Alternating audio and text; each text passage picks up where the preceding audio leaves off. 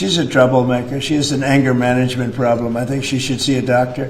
Leaders, so-called leaders who are supposed to represent me, who continue to fuel the genocide, death and destruction.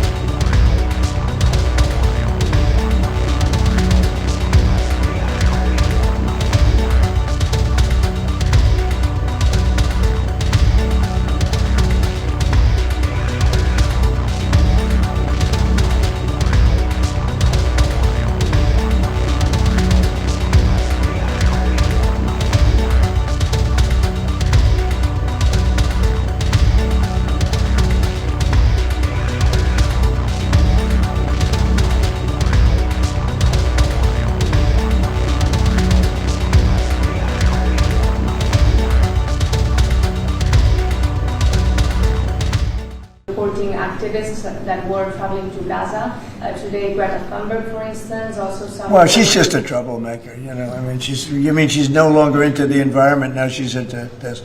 She's a troublemaker. She has an anger management problem. I think she should see a doctor. She needs anger. If you ever watch her, she's a young person. She's so angry. She's so crazy. Now you can have her. She's just a troublemaker. Let me be very clear. There is a genocide going on in front of our very eyes. A live-streamed genocide on all of our phones. No one has the privilege to say we are not aware of what is happening. No one in the future will be able to say we did not know. Under international law, states have a legal obligation to act to prevent and to stop a genocide from happening. That means ending complicity, applying real pressure, and ending arms transfers. We are not seeing that. We are not even seeing the bare minimum from our governments. Our international systems are betraying Palestinians. They are not even able to prevent the worst war crimes from happening. And I will never ever comprehend how humans can be so evil that you would deliberately starve millions of people living trapped under an illegal siege as a continuation of decades and decades of suffocating oppression. The global Flotilla was the biggest ever attempt to break Israel's illegal and inhumane siege by sea. And it is a story of global, international solidarity, of people stepping up when our governments fail to do so, of people saying that my leaders, so-called leaders who are supposed to represent me, who continue to fuel the genocide, death and destruction. What we aim to do with the global Flotilla was to step up when our governments fail to do their legal obligation. Our governments are talking about ensuring human rights and the importance of getting humanitarian aid into Gaza while failing to do their part and while failing to even the bare minimum ensuring safety for this mission. This mission should not have to exist. And it is a shame that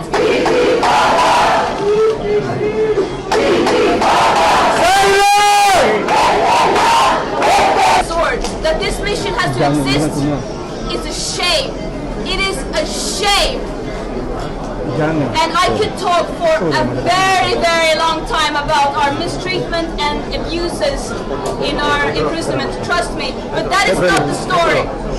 What happened here was that Israel, while continuing to worsen and escalate their genocide and mass destruction with genocidal intent, attempting to erase an entire population, an entire nation in front of our very eyes, they once again violated international law by preventing humanitarian aid from getting into Gaza while people are being starved. And we want to also emphasize Gaza. We need an end to the siege. We need an end to the occupation and the oppression. This action was challenging our extremely violent business as usual that is preventing these war crimes from happening. And that is what this story is about. We cannot take our eyes away from Gaza, from all the places of the world that are suffering, living on the forefront of this business as usual systems. Congo, Sudan, Afghanistan, Gaza, and many, many more. What we are doing is the bare minimum. This genocide and other genocides are being enabled and fueled by our own governments, our institutions, our media, and companies. It is our responsibility to end that complicity.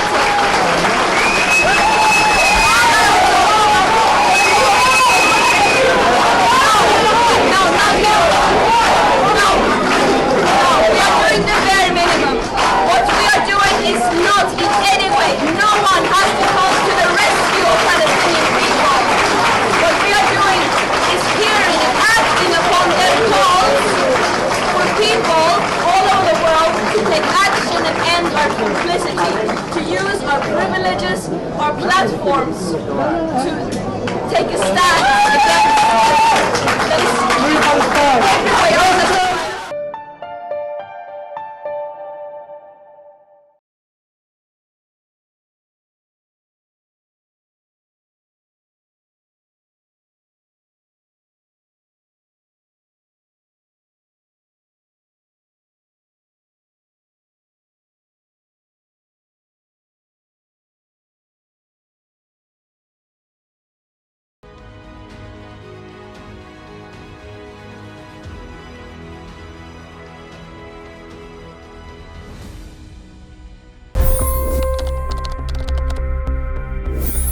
$25 crore गरीब गरीबी को परास्त करके बाहर निकले। For the good of our nation, let's work together and let's truly make America great again. The fastest news breaks. Requested PM saying that look, you will have to speak to Putin and to Zelensky.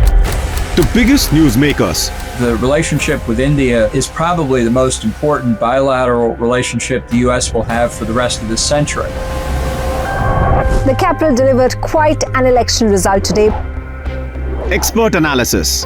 The million-dollar question today is how to stop this dance of death. Ground reports. I'm standing at the crossroad of the Kumbh Mela. Behind me are more than 100 entry guards. Long-form interviews. Exclusionary politics is reflected in Manipur case as well. You don't bother because this is a small state. Deep dive into burning issues. It's often said DRC could be the richest country in the whole world. It's because of what sits underneath. Why exactly did the US topple the Sheikh Hasina government? HT videos. We don't just break news, we break it down.